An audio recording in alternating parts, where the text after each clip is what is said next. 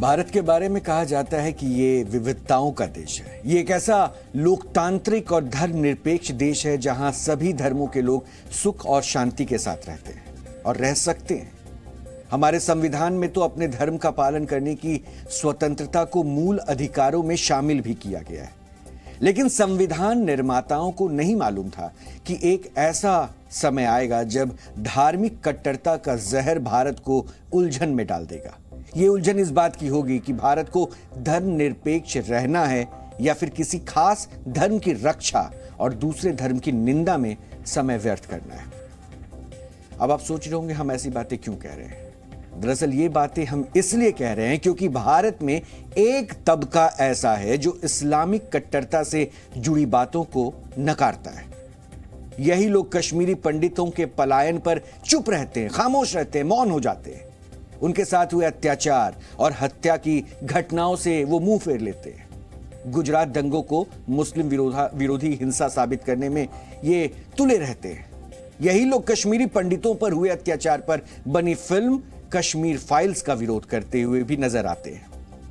आज यही लोग एक और फिल्म का विरोध करने के लिए मैदान में उतर चुके हैं और यह फिल्म कश्मीर फाइल्स की तरह सच्ची घटनाओं का जिक्र करती है। लेकिन चूंकि इसमें लव जिहाद, जबरन या बहला फुसलाकर धर्म परिवर्तन, खासतौर से मुस्लिम बनाने से ये पूरी कहानी जुड़ी हुई है, इसलिए इस फिल्म का भी विरोध शुरू हो गया है। ये फिल्म है द केरला स्टोरी। अब सवाल ये है कि इस फिल्म में ऐसा क्या है जिसकी वजह से इसका विरोध शुरू होने लगा। इस फिल्म की मूल कहानी केरल में आईएसआईएस में शामिल होने गए लोगों से जुड़ी है। फिल्म का जो ट्रेलर रिलीज किया गया है उससे इस फिल्म की कहानी का पता चलता है। यहां आपको बता दें कि इस फिल्म में सच्ची घटनाओं को बड़े पर्दे पर दिखाने की कोशिश की गई है, ठीक वैसे ही जैसे फिल्म कश्मीर फाइल्स में किया गया था। द केरला स्टोरी के ट्रेलर में 5 ऐसी चीजें दिखाई गई है जिससे आप फिल्म की तासीर समझ सकते हैं। पहला, फिल्म में लव जिहाद वाली साजिश दिखाई गई है। दूसरा, इस फिल्म में केरल में हो रहे धर्म परिवर्तन का मुद्दा उठाया गया है। तीसरा, इस फिल्म में कट्टर इस्लाम से जुड़ी कुछ चालबाजियां दिखाई गई है। चौथा, इस फिल्म में केरल और आईएसआईएस का कनेक्शन दिखाया गया है। पांचवा, इसके अलावा फिल्म में आईएसआईएस के चंगुल में फंसी औरतों की स्थिति भी दिखाई गई है। इस फिल्म में कुछ ऐसी घटनाक्रम का भी जिक्र किया गया है जिनके बारे में कहा जा रहा है कि ये भड़काऊ हो सकते हैं। इस तरह की बातें वही लोग कर रहे हैं जिन्होंने कश्मीर फाइल्स को लेकर भी कहा था कि इस फिल्म की वजह से देश में दंगे हो सकते हैं, जबकि ऐसा कुछ भी नहीं हुआ। हम आपको इस फिल्म से जुड़े ट्रेलर में जो घटनाएं दिखाई गई हैं उसके बारे में आपको बताना चाहते हैं और ये आपके लिए जानना भी जरूरी है। जो घटनाएं फिल्म कलाकारों ने पेश की है उसी तरह की बातें और साजिशें धर्म परिवर्तन करवाने वाले इस्लामिक कट्टरपंथी करते रहे। फिल्म में लव जिहाद की साजिश दिखाई गई है। इसमें मुस्लिम धर्म गुरुओं की तरफ से कुछ लड़कों को निर्देश देते हुए दिखाया गया है कि वो हिंदू और ईसाई लड़कियों को प्रेम के नाम पर अपने जाल में फंसा ले ताकि उनका धर्म परिवर्तन वाला एजेंडा आगे बढ़ सके। फिल्म में हिजाब वाला एजेंडा भी दिखाया गया है। इसमें एक मुस्लिम लड़की अपनी कुछ दोस्तों को सलाह दे रही है कि हिजाब पहनने से रेप या फिर छेड़छाड़ जैसी घटनाएं नहीं होती है।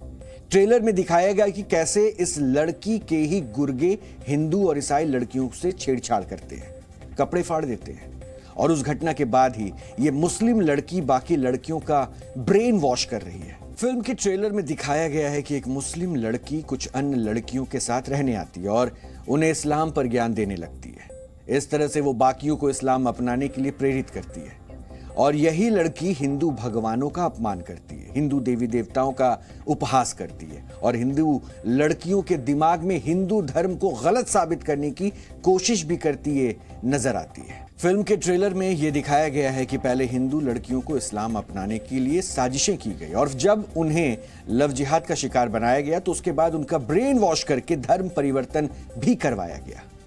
फिर इसके बाद उन्हें कट्टरता में झोंककर आईएसआईएस में शामिल करवाने के लिए भारत से बाहर ले जाया गया। अब तक आप ये सोच रहे होंगे कि हम फिल्म की कहानी आपको क्यों बता रहे हैं और इस पर विवाद क्या है। दरअसल इस कहानी के पीछे सच्चाई को जोड़ा गया है और एक ऐसे घटनाक्रम का जिक्र और उसके बारे में आज हम आपको बताएंगे जिस पर यह आधारित फिल्म बताई जा रही है और क्या वाकई एक बड़ी चुनौती इस वक्त देश के सामने है इस कट्टरवाद वाली मानसिकता के साथ लड़ना, इस पर भी हम आपके सामने विस्तृत विश्लेषण करेंगे। लेकिन फिल्म में कट्टर इस्लाम, लव जिहाद, केरल में हो रहे धर्म परिवर्तन और आईएसआईएस में शामिल करने वाली साजिश की मोडस ऑपरेंडी दिखा गई है। और केरल में धर्म परिवर्तन एक ऐसा मुद्दा है जो हमेशा ही गर्म रहता है, लेकिन इसको लेकर कभी कोई ठोस कार्रवाई नहीं हुई है। इतना जरूर है कि यह मुद्दा कई बार राष्ट्रीय मुद्दा तक बन चुका है।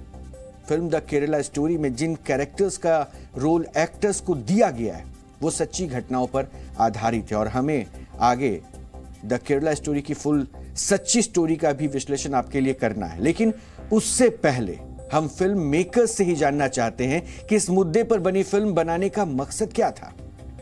हमारे साथ फिल्म द केरला स्टोरी के प्रोड्यूसर डायरेक्टर विपुल अमृतलाल शाह जोड़ रहे हैं और उन्हीं से सीधा बात करते हैं। विपुल जी, बहुत बहुत स्वागत है। और मेरा सवाल पहला यही है कि आपकी मूवी रिलीज होने वाली है और उससे पहले ही बड़ा विवाद हो गया। आपने जब 5 महीने पहले टीजर रिलीज किया था तभी से इस फिल्म को बैन की मांग हो रही थी, इस पर आप क्या कहेंगे? मेरे हिसाब से इसके अंदर कोई कंट्रोवर्सी है नहीं। हम एक कुछ केरल की लड़कियां हैं, उनकी एक ट्रू स्टोरी पे हमने फिल्म बनाई है। जो इसमें एक लड़की है वो इस वक्त अफगानिस्तान की जेल में है, एक लड़की खुदकुशी कर चुकी है और एक लड़की बहुत ही बुरी जिंदगी इस वक्त जी रही है। और ऐसी बहुत सारी लड़कियां हैं केरल में जो इस पूरे चक्कर से गुजरती हैं। तो इसलिए हम उनकी ट्रू स्टोरी को लेके फिल्म बना रहे हैं। तो मुझे नहीं समझ में आता कि ट्रू स्टोरी बनाने में कंट्रोवर्सी का कोई एंगल कहां से आता है। नहीं विपुल जी, आपने जिन मुद्दों को इस फिल्म में दिखाया है जैसे कि हिजाब, धर्म परिवर्तन और इस्लामिक कट्टरता, क्या आपने फिल्म को लाइमलाइट में बनाने के लिए ये टॉपिक चुना है क्या? नहीं, देखिए, अगर जो मुद्दे समाज के हैं वो मुद्दे दिखाने चाहिए। अब मुझे लगता है कि हमें उसको कंट्रोवर्सी और उस दायरे से नहीं देखना चाहिए। हमें ये देखना चाहिए कि क्या ये मुद्दे समाज में एग्जिस्ट करते हैं। अगर इन 3 लड़कियों ने या इनके जैसी और बहुत सारी लड़कियों ने ये सब अगर झेला है तो ये सत्य को तो आप दिखाना पड़ेगा। तो उसमें कंट्रोवर्सी का कोई एंगल मुझे नहीं दिखता। जहां तक कोई भी जो फिल्म का मुद्दा है, चाहे वो हिजाब से जुड़ा हुआ हो या चाहे धर्म विशेष से जुड़ा हुआ हो, वो सारे जो भी एपिसोड्स इस कहानी के हैं जो इन लड़कियों की जिंदगी में हुआ है, वो बिल्कुल सच्ची तरीके से और सच्चाई से हमने बताया है। तो हमें नहीं लगता कि इसमें कोई कंट्रोवर्सी है। तो इस फिल्म को बनाने का मकसद क्या है फिर विपुल जी? ये भी तो फिर हम समझना चाहेंगे। आप कह रहे हैं कंट्रोवर्सी करने की जरूरत नहीं, तो मकसद क्या है? हम ये दिखाना चाह रहे हैं इस फिल्म में कि इन 3 लड़कियों के साथ जो हुआ ये बहुत सारी लड़कियों के साथ हो चुका है और अगर इसे इमीडिएटली कोई बहुत बड़ा एक्शन लेके रोका ना गया तो ये बहुत सारी और लड़कियों के साथ भी हो सकता है। तो क्या हम ये माने कि आपकी इस फिल्म का मकसद ये बताना है कि हिंदू खतरे में है, या फिर आप केरल में हो रहे धर्म परिवर्तन के मुद्दे को उठाना चाहते हैं? नहीं सर, हिंदू कहीं भी खतरे में नहीं है। हिंदुओं पे हमने बहुत सारे रिजीम और बहुत सारी लोगों ने हम पे राज किया। हम सब सरवाइव करके आज भी खड़े हैं। सवाल हिंदू या क्रिश्चियन का नहीं। हमारी 3 लड़कियों में से एक लड़की क्रिश्चियन भी है जिसकी जिंदगी में ये होता है। सो ये नहीं है कि हम हिंदू वर्सेस मुस्लिम का कोई एंगल लेके एक जिसको कहते हैं कि एक सेंटिमेंट को भुना के कुछ उसमें से कमा लेना चाहते हैं। बात यह है कि 3 लड़कियों में एक क्रिश्चियन लड़की भी है जो इससे गुजरती है, 2 हिंदू लड़कियां भी इससे गुजरती हैं। सवाल यह है कि अगर आप कोई भी इंसान अपनी मर्जी से कन्वर्ट होता है, ये हमारे संविधान में इसकी छूट है और हर इंसान जो 18 साल के ऊपर की उम्र का होता है उसे ये अधिकार है कि वो जो रिलीजन फॉलो करना चाहे वो करे। जो हम फिल्म में दिखा रहे हैं वो एक मैनिपुलेटिव कन्वर्जन के 3 किस्से हैं और वो नहीं होना चाहिए। ये हम बहुत फर्मली बोलना चाहते हैं कि manipulative conversion should not be allowed, it should be stop, और जो भी लोग इसमें इन्वॉल्व हैं उनके अगेंस्ट बहुत ही strict action under the law लेना चाहिए। तो हमारी फिल्म सिर्फ ये बात करती है। तो क्या आप इस फिल्म के जरिए ये कहना चाहते हैं कि धर्म परिवर्तन का सबसे बड़ा हथियार लव जिहाद है? नहीं, देखिए, लव जिहाद ये नाम देने से ना इस पूरे किस्से की जो सीरियसनेस है वो बहुत हल्की हो जाती है, बिकॉज लव जिहाद समाव एक पॉलिटिकल वर्ड हो चुका है और वो पॉलिटिकल स्लगफेस्ट में यूज होता है। हम अपनी बेटियों की बात कर रहे हैं, इस देश की बच्चियों की बात कर रहे हैं, और हमारी फिल्म का कैंपेन भी यही कहता है कि सेव द डॉटर्स। तो अगर बात बेटियों की हो तो उसे मैं किसी एक टर्म से नहीं जोड़ता। मैं ये देखना चाहता हूँ कि हमारी बच्चियों के साथ, एक भी बच्ची के साथ ऐसा नहीं होना चाहिए। नहीं, आपने जब टीजर रिलीज किया था तब उसमें क्लेम किया था कि केरल से 32,000 लड़कियां ISIS से जुड़ गई हैं। ये डेटा आपके पास कहां से आया? जबकि US डिपार्टमेंट ऑफ जस्टिस की एक रिपोर्ट कहती है कि दुनिया के 80 देशों के केवल 40,000 विदेशी आतंकी ISIS से जुड़े हैं। तो फिर वो डेटा आपने कहां से रखा? देखिए, ऐसा है कि आंकड़ों में जब हम बात करते हैं और आंकड़ों के सारे एविडेंसेस भी देते हैं, तो जिसे मानना होता है वो मानता है, जिसे नहीं मानना होता नहीं मानता है। और बात को एक डाइवर्ट करने की कोशिश होती है कि देखो 32,000 नहीं है जी, 8,000 है, 10,000 है, 12,000 है। तो क्या 8,000 या 10,000 कोई छोटा आंकड़ा है? क्या 32,000 के आंकड़े में इस बात को उलझा के क्या हम इस इशू की सीरियसनेस को कम कर सकेंगे, या हमें इस इशू को हल्का करना चाहिए? अगर मैं आपको 32,000 का एक एविडेंस दे भी दूं, आप नहीं भी माने और आप ये कहें कि नहीं नहीं 32,000 नहीं है, बिल्कुल 10,000 है, तो क्या होगा? क्या 10,000 एक बहुत ही चौंकाने वाला या बड़ा आंकड़ा नहीं है? ये सबको सोचना चाहिए। नहीं, तो फिर आपने खास तौर से अपने फिल्म के प्रमोशन में 32,000 का ही आंकड़ा क्यों दिया, जबकि केरल पुलिस ने भी आपके इस डेटा को खारिज कर दिया? क्या आप चाहते हैं कि विवाद रहे? देखिए, हमने टीजर में 32,000 का आंकड़ा दिया था और हमारे पास उसके डॉक्यूमेंट्स भी हैं, लेकिन जब बात वहीं चली गई और लोग इस मुद्दे की सीरियसनेस से भटक के 32,000 की डिबेट में उलझ गए, तो हमने हमारी फिल्म के ट्रेलर में 32,000 का जिक्र निकाल दिया। तो हम बहुत सेंसिटिव हैं। अगर हमें 32,000 को ही भुनाना होता तो हम ट्रेलर में फिर 32,000 का आंकड़ा ले आते, लेकिन हमने उसे निकाल दिया, क्योंकि अगर बात उस पे उलझ के रह जाएगी और हम उसी को डिबेट करते रहेंगे कि 32,000 है नहीं, 12,000 है नहीं, 18,000 है नहीं, 20,000 है, उससे जो मेन मुद्दा है उससे हम भटक रहे हैं। तो अगर किसी को ये लग रहा है कि 32,000 का आंकड़ा देना वो हमने कोई झूठ बोला था, तो उसको हम अलग से डिबेट करते हैं। पहले इस मुद्दे पे डिबेट करना चाहिए कि ये कन्वर्जन अगर हो रहे हैं, मैनिपुलेशन के साथ हो रहे हैं, तो क्या इन्हें रोकना चाहिए या नहीं रोकना चाहिए? तो क्या आप अपने फिल्म के जरिए ये बताना चाहते हैं कि केरल में ISIS का नेटवर्क बहुत मजबूत है? ये हमें तो यही बताया गया जिन लड़कियों के साथ हमने बात की, और ये तो बार बार बहुत सारे अलग अलग मीडिया आर्टिकल से लेके हर जगह ये बात निकल के आ रही है।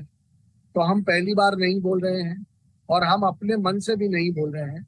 ये बात मीडिया में बहुत बार आई है, NIA की सर्च में ये बात निकल के आई है। हम सिर्फ उसी को अपने कहानियों की सच्चाई के साथ दिखाने की कोशिश करें। बिल्कुल, हम भी इसी सच को जानना चाह रहे थे कि आखिर इसके पीछे क्या मकसद और फिल्म बनाने के ऊपर इतना विवाद क्यों खड़ा हो गया। बहुत बहुत शुक्रिया विपुल साहब हमसे जुड़ने के लिए।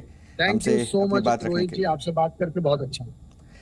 वैसे द केरला स्टोरी का फोकस है केरल में हो रहे धर्म परिवर्तन के रैकेट पर, और केरल में धर्म परिवर्तन एक बड़ी समस्या है। इस बात को आप दरकिनार नहीं कर सकते, या इस बात को आप झुठला नहीं सकते, इस बात को आप नकार नहीं सकते। इस फिल्म में जिस मुद्दे को उठाया गया है उससे जुड़ी कुछ जानकारी आज हम आपको बताना चाहते हैं, और ये जानकारी आपके लिए जरूरी भी है, क्योंकि वर्ष 2012 में केरल के तत्कालीन मुख्यमंत्री ओमान चांडी ने विधानसभा में यह बताया था कि वर्ष 2006 से 2012 के बीच में 2,667 युवा महिलाएं अपना धर्म बदलकर मुस्लिम बन चुकी हैं, और इसमें 2,195 हिंदू लड़कियां थीं और 492 ईसाई लड़कियां थीं। वर्ष 2016 में केरल पुलिस को भी एक रिपोर्ट दी गई और खुफिया रिपोर्ट में यह बताया गया कि पिछले 5 वर्षों में यानी 2011 से 2016 के बीच 6000 लोगों ने अपना धर्म बदलकर इस्लाम अपना लिया है और इसमें ज्यादातर संख्या महिलाओं की थी। महिलाओं में भी 76% लड़कियों की उम्र 35 वर्ष से कम थी और रिपोर्ट में केरल के 2 बड़े शैक्षणिक संस्थानों का भी जिक्र मिलता है।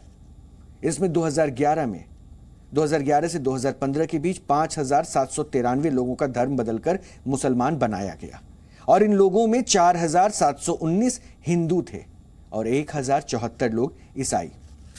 ये संस्थान कोझिकोड और मलप्पुरम में बताए जाते हैं और केरल के एक और शैक्षणिक संस्थान सत्य सारणी पर भी युवाओं को बहला फुसलाकर धर्म परिवर्तन करवाने के आरोप लगते रहे हैं और द केरला स्टोरी के ट्रेलर में भी यही दिखाया गया है कि छात्राएं जहां पढ़ने जाती है वहां पर उनके धर्म परिवर्तन की साजिश की जाती है। इसलिए बार बार इसके डायरेक्टर, निर्माता, निर्देशक बार बार ये कह रहे हैं कि हम तो सत्य घटनाओं पर आधारित पिक्चर बना रहे हैं और वो सत्य घटना क्या है आगे उस पर भी हम आएंगे और उसके बारे में भी आपको जानकारी देंगे। लेकिन केरल में जिन संस्थानों पर धर्म परिवर्तन की साजिश करने का आरोप है उनके संबंध प्रतिबंधित पीएफआई और सीएफआई से भी बताए जाते हैं और इस फिल्म में लव जिहाद का मुद्दा भी उठाया गया है। लव जिहाद को लेकर देश में 2 तरह की विचारधारा है। इसमें कुछ लोग कहते हैं कि अलग अलग धर्मों के लोग अगर प्रेम और शादी करते हैं तो यह सही है और कुछ लोग इसे गलत मानते हैं और हमारा मानना है कि अगर 2 अलग अलग धर्मों के लोग प्रेम और विवाह करते हैं तो और वो कानूनी रूप से बालिग हैं तो ऐसा कर सकते हैं। लेकिन यहां हम आपको यह बता दें कि झूठे नाम बदलकर, अपने धर्म की जानकारी छिपाकर प्रेम का नाटक करने वाले भी लव जिहाद जैसी धारणा को मजबूत बनाते हैं। तो ऐसे प्रेम को हम भी नकारते हैं जो झूठ की बुनियाद पर खड़ा हो और जिसका मकसद धर्म परिवर्तन हो। और यह केवल हमारा विचार नहीं बल्कि वर्ष 2009 में केरल हाईकोर्ट की टिप्पणी भी थी और पुलिस से मिली कुछ रिपोर्ट से यह बात साफ हुई कि कुछ खास धर्मों की लड़कियों का धर्म परिवर्तन करने के लिए सुनियोजित यानी पूरी तरीके से प्लानिंग की जाती है। सुनियोजित कोशिश लोगों को सरकार के लिए चिंता का विषय के तौर पर सामने एक चुनौती बनकर आती है।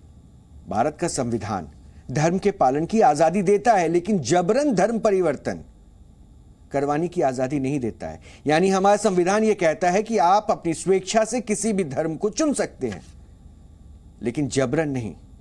और Kerala Catholic bishops conference commission for social harmony and vigilance ने भी वर्ष 2012 में 4000 ईसाई लड़कियों की जानकारी दी थी।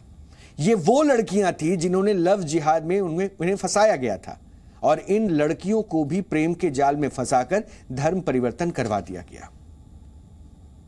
यह समाज के और केरल के जो सच्चाई है, सच्ची घटना को दर्शाती है कि 32,000 महिलाओं किस तरह से गायब किया जाता है, किस तरह से उनका धर्म परिवर्तन कराया जाता है और किस तरह से अत्याचार और जुल्म हो रही है। तो इस तरह से ये एक सराहनीय और प्रशंसनीय फिल्म है जो द केरला स्टोरी में दर्शाया गया है, दिखाया गया है। इसके लिए सारे कलाकार बधाई के पात्र हैं। हम ये समझते हैं कि 2024 का चुनाव करीब है। भारतीय जनता पार्टी ऐसे ही विध्वंसक और समाज को तोड़ने वाली फिल्म को प्रमोट करेगी जिससे समाज में विध्वंस पैदा हो। द कश्मीर फाइल्स इस सब ने देखा, उसका प्रतिफल और फल भी देखा। तो भारतीय जनता पार्टी खासकर नरेंद्र मोदी जी 2024 को अपनी कुर्सी बचाने के लिए किन किन तरीकों को अपनाएंगे जिसमें उनको लगता है कि फिल्म एक बड़ा माध्यम होगा। तो मुझे लगता है कि द केरल स्टोरी का ट्रेलर या फिल्म उसी क्रम की एक कड़ी हो सकती है। सरकार की मंशा को पूरा भारत देखा है कि सरकार ऐसी ही चीज़ों को प्रमोट करती है जिसमें समाज में विध्वंस पैदा हो और उसका लाभ भारतीय जनता पार्टी को मिले। ये राजनीतिक प्रतिक्रियाएं हैं लेकिन केरल में धर्म परिवर्तन की जो साजिश चल रही है उनका मकसद केवल गैर मुस्लिम लड़कियों का धर्म परिवर्तन नहीं है बल्कि इस्लाम अपना लेने वाली लड़कियों को कट्टर इस्लाम की तरफ ले जाकर आतंकवादी बनाना भी है। द केरला स्टोरी फिल्म में इस मुद्दे को ही दिखाया गया है और फिल्म के ट्रेलर में यही दिखाया गया है कि 4 लड़कियों के ग्रुप में एक लड़की मुस्लिम है और वो धर्म परिवर्तन की साजिश करती है। इस साजिश में कई धर्मगुरु भी शामिल है और इस साजिश का मकसद धर्म परिवर्तन तो है ही, लड़कियों को आईएसआईएस के चंगुल में फंसाना भी इसका एक मकसद है। और इससे जुड़ी एक घटना अब हम आपको बताते हैं और यह आपको जानना चाहिए, क्योंकि जिसे बार बार दावा किया जा रहा है कि यह सत्य घटना पर आधारित है, तो वो सत्य घटना के बारे में भी आपको आज जानकारी होनी चाहिए। केरल कासरगौड़ा की निमिषा का एक मामला काफी सुर्खियों में रहा था। निमिषा कासरगौड़ा के डेंटल कॉलेज में पढ़ाई कर रही थी। नवंबर 2015 में निमिषा ने अचानक अपने परिवार से रिश्ता तोड़ लिया, सारे संबंध तोड़ लिए। इसके बाद परिवार को पता चला कि निमिषा ने अपने धर्म परिवर्तन उसने करवा लिया है। उसका नया नाम फातिमा रखा गया। फिर फातिमा बनी निमिषा ने एक मुस्लिम युवक से शादी कर ली। सिर्फ यही नहीं, वर्ष 2016 में निमिषा अपने पति के साथ अफगानिस्तान चली गई। यहां उसने एक बेटी को जन्म दिया और कुछ समय बाद पता चला कि निमिषा ने आईएसआईएस में ज्वाइन कर लिया है, यानी वो आईएसआईएस में शामिल हो गई है। और आतंकवादी बन चुकी निमिषा ने अक्टूबर 19 में अफगानिस्तान सरकार के सामने आत्मसमर्पण भी कर दिया। निमिषा का मुस्लिम पति भी आतंकवादी था और एक हमले में वो मारा गया था। अब हम आपको एक फोटो भी दिखाना चाहते हैं। जो फोटो आप अब देखेंगे, उस फोटो में आपको 4 लड़कियां नजर आएगी। इन 4 लड़कियों को देखिए।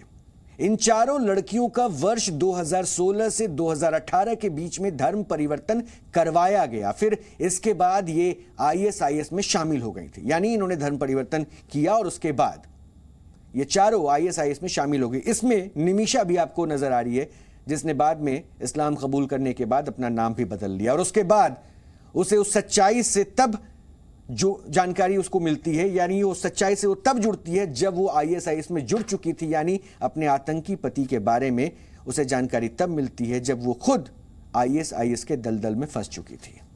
इन चारों लड़कियों के पतियों ने भी इन्हें आईएसआईएस में शामिल करवाया था और इन चारों लड़कियों के आतंकवादी पति अलग अलग हमलों में मारे गए। इसके बाद इन लड़कियों ने अफगानिस्तान सरकार के आगे आत्मसमर्पण कर दिया था।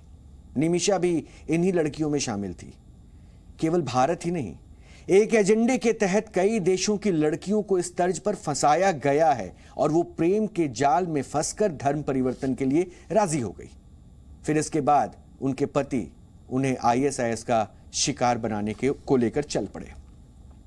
ये सच है और ये केस स्टडी है, इसलिए ये जानकारी आप तक हम लाना चाहते थे। और आज इसी पर आधारित ये फिल्म बताई जा रही है, जिसको लेकर विवाद हो रहा है और कहा जा रहा है कि स्थिति तनावपूर्ण हो सकती है अगर ये फिल्म रिलीज हुई।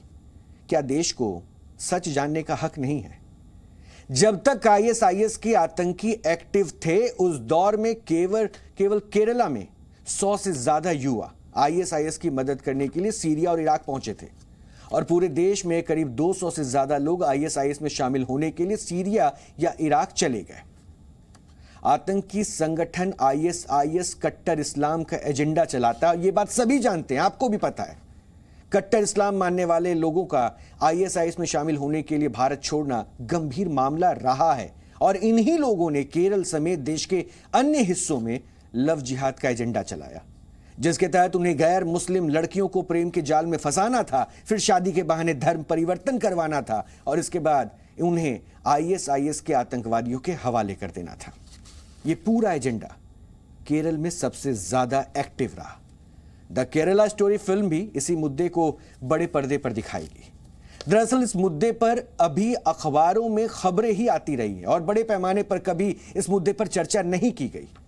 धर्म परिवर्तन की साजिश में लव जिहाद एक बड़ा टूल है। यह फिल्म इस ओर भी लोगों का ध्यान खींचना चाहती है और इसीलिए जब सच लोगों के सामने आएगा तो लोग जागरूक होंगे और अगर लोग जागरूक होंगे तो वो सावधानी के साथ अपनी जिंदगी के फैसले लेंगे। लेकिन यहां पर सियासत नहीं चमक पाएगी और इसलिए इस सच्चाई को अगर रखने के लिए फिल्म को तैयार किया जाता है, दर्शकों के सामने रखा जाता है, तो उससे पहले विवाद इस बात को लेकर होता है कि ये मनगढ़ंत बातें हैं और ऐसी बातों को सामने रखने के बाद देश में तनावपूर्ण स्थिति हो सकती है। बाकी आप आगे तय कर सकते हैं, लेकिन हमारा काम आप तक ये जानकारी पहुंचाना था। जी न्यूज़।